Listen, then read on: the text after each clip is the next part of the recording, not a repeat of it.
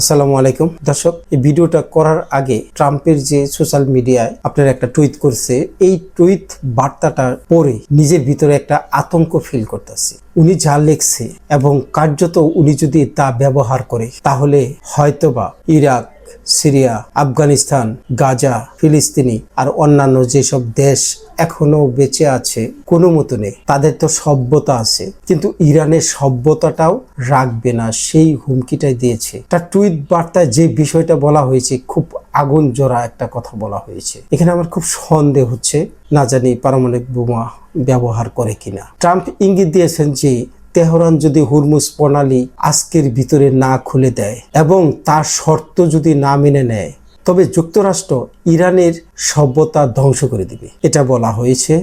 ইরানি কর্তৃপক্ষের জন্য মঙ্গলবার রাত নির্ধারিত সময়সীমায় প্রায় 12 ঘন্টা আগে ট্রাম্প সামাজিক যোগাযোগের মাধ্যমে এই পোস্টটি শেয়ার করেন, যেখানে তিনি ইরান অপরিবর্তিতভাবে নিশ্চিহ্ন করে দেওয়ার হুমকি দিয়েছে। আজ রাতে একটি গোটা সভ্যতার মৃত্যু হবে, যা আর কখনো ফিরে আসবে না। আমি চাই না এমনটা হোক, কিন্তু সম্ভবত তাই হবে। ট্রাম্প তার টুইট সোশ্যাল প্ল্যাটফর্মে লিখেছেন,